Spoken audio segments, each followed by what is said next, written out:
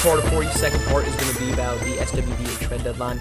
So we'll get to that one. That one was recorded right after the deadline. A little bit of love, a little bit of hate from the deals that took place. But first, dual barrel action of breaking news out of Rocky Mountain. The first up, the news that potentially Josh Robinson, the head coach, could be stepping aside at the end of the season. The second one that they have dismissed Benjamin Alexander. Let's start with the easy one, and that's Coach Robinson. We've talked last week about this team. It's the second week in a row that the pod is focused on Rocky Mountain in some aspect.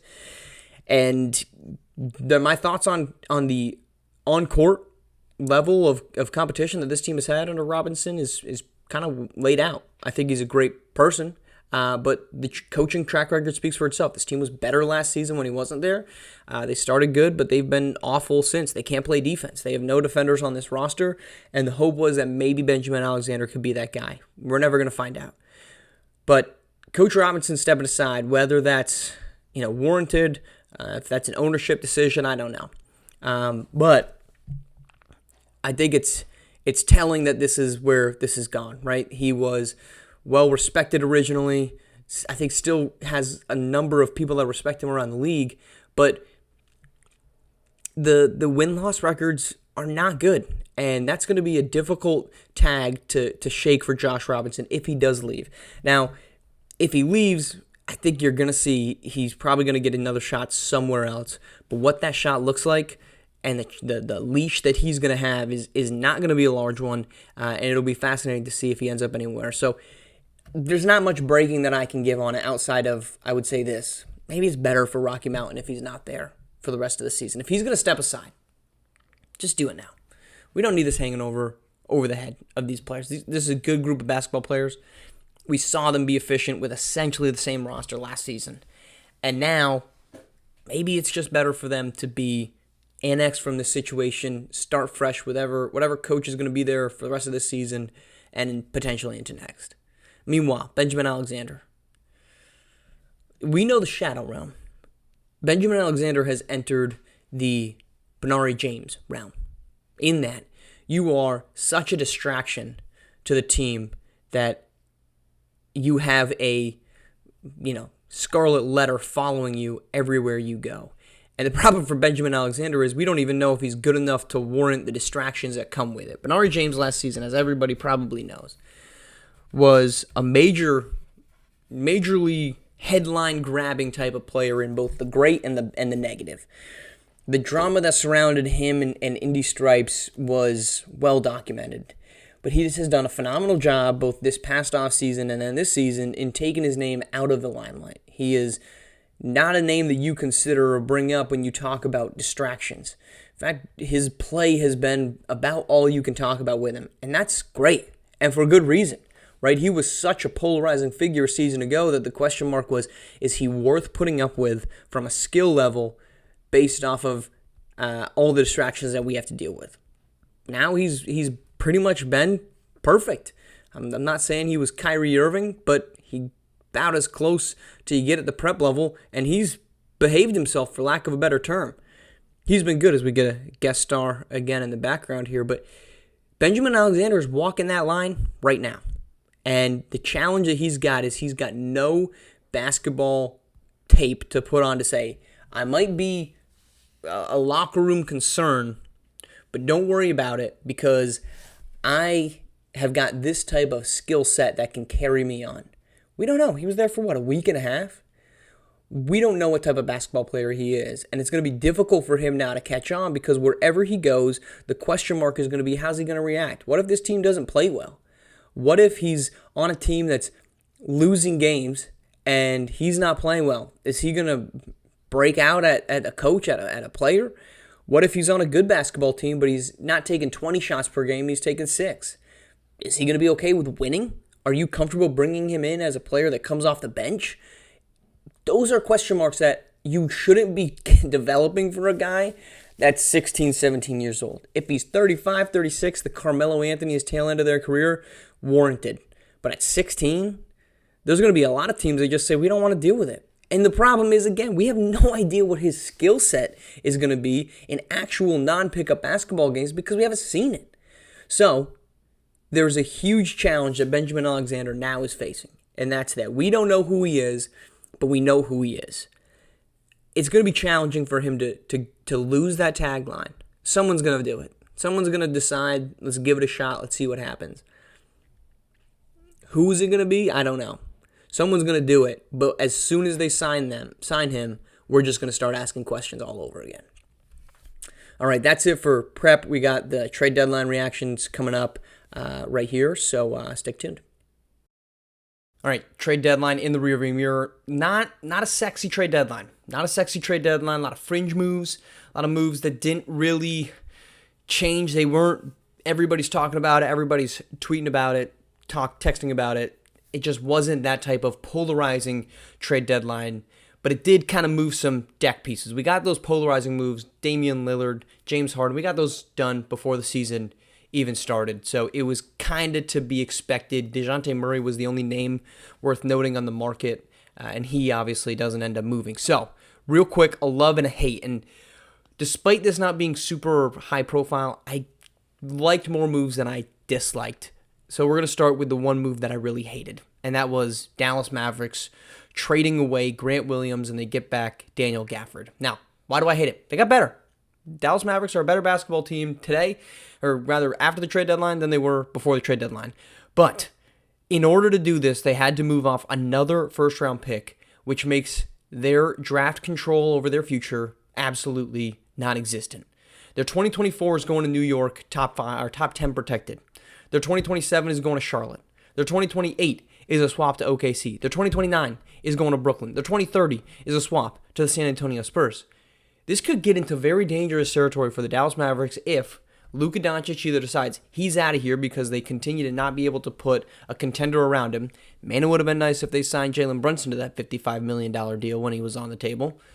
Or it's going to be a challenge because they have no other fodder to use in getting a star. Unless you're going to trade Kyrie Irving for Anthony Davis, which obviously I'm not saying is going to happen, there's not a move on the table, and I even think outside of a trade to pair Kyrie with LeBron, very few teams are going to want to get into the Kyrie atmosphere. So not only do you not have the pieces to build organically, Derek Lively was a great pick, for example, past summer, but you also don't have the assets to go out and get a star. So Dallas has backed themselves into a corner for Grant Williams last summer, who they gave up that 2030 first round pick to the Spurs for in the swap, and they had to go and get another one, that swap to OKC this summer, or this trade deadline, just to flip him and get rid of him because it was such a bad decision. So you essentially gave up 2 first-round picks for a couple weeks of Grant Williams.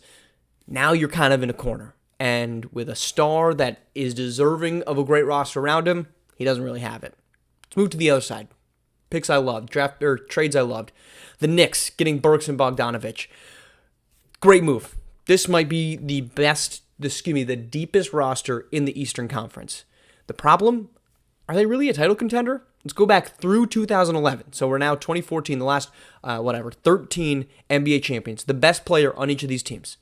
Jokic, Steph, Giannis, LeBron, Kawhi, KD and Steph for back-to-back years. LeBron in 16, Steph in 15, Kawhi and Duncan in 14, LeBron and Wade in 12 and 13, and Dirk in 2011. Ask ourselves, do we think Jalen Brunson is part of that crowd? That's what it takes to win an NBA championship. You need an elite player at the top of their game. Do we really think Jalen Brunson is that guy? The best comp I think we can make is a Devin Booker in 2021. In 2020, when they lose to the Milwaukee Bucks. He was on the come up. He wasn't in that upper echelon category just yet. That's the best comparison we can make for Jalen Brunson, and I still think Devin Booker's better than him. And they didn't get it done against Giannis and the Bucks in that 6-game series. Yes, this team is great. Yes, these moves were necessary to grab another star, or another piece, another wing, another shooter, another defender.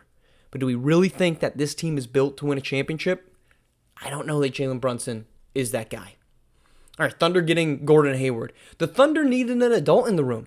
Could they have used another big? Absolutely. I still do not think that Chet Holmgren can make it through a playoffs as the lone big man when you're going to have to go up against Anthony Davis, potentially. You're going to have to potentially go up against, now he's not an elite big man, but Jusuf Nurkic. And of course, you're going to have to go through Nikola Jokic. You're going to have to go through Ivica Zubac. I don't love the idea of a 7-foot Chet Holmgren being your number one big man. Now, they could find somebody in the buyout market. Robin Lopez got bought out by the Sacramento Kings after getting traded there from the Bucks. But truthfully, we always build up the buyout market as look at all these guys that you can get. They don't end up really moving the needle for a championship contender in the long run. But that being said, this is a team that has no playoff experience in Oklahoma City, and that doesn't result in good things come April, May, and June. Hayward has been on teams that make pushes. The Jazz, the Celtics made runs. With Gordon Hayward, they get a competent vet who can provide some ISO scoring when teams inevitably attack Shea and Jalen Williams. That's what the playoffs are. It's what's the next wrinkle that you can unveil when your first wrinkle is flattened out by the opposing team. It is not as straightforward as the regular season is, and you need a get-out-of-jail-free card, or at least something that gives you a competitive advantage in some situations. Now, is Gordon Hayward going to be the reason they make a run, the reason they potentially win a championship? No, of course not. It's going to be Shea Gilgeous-Alexander. But they're getting somebody who's been there, who's been in those moments, understands what's to come, and is still capable of doing it in bits and pieces. And the last move I love, or rather, lack thereof, the Lakers not doing anything. I actually love this. Obviously, from a comedic standpoint, it's hilarious to watch Lakerland implode over them not going all in for LeBron. But what were they going to do? Continue to toss away their future for a 39-year-old LeBron who has been incredible, but do we think we're getting 5 more years of this? That would be organizational malpractice. LeBron invites the circus around him, his cryptic tweets, him wearing a Knicks towel around his head and his shoulders. When he was 30, that stuff worked because you said we've got the second or best, depending on who you're talking to, player in basketball history. You go all in for those opportunities. But now, LeBron at 39? Why would the Lakers move on even more future picks than they've already done for what would have been marginal improvements at best? If you move Austin Reeves to get DeJounte Murray, are we really a better basketball team because of that? Not on par with the Clippers, not on par with the Denver Nuggets. I get that they only have a few years left of LeBron, and that's all you're going to see. That's all you're going to read. That's all you're going to hear. LeBron's 39. He's only got so many chances left at it. They need to go in for it now. Man, it's his fault they're in this situation in the first place. He forced them to trade away a king's ransom to get Anthony Davis when AD was going to sign with them as a free agent anyway. And I think it was AD had 2 years left on his deal, so it wouldn't have been of that summer.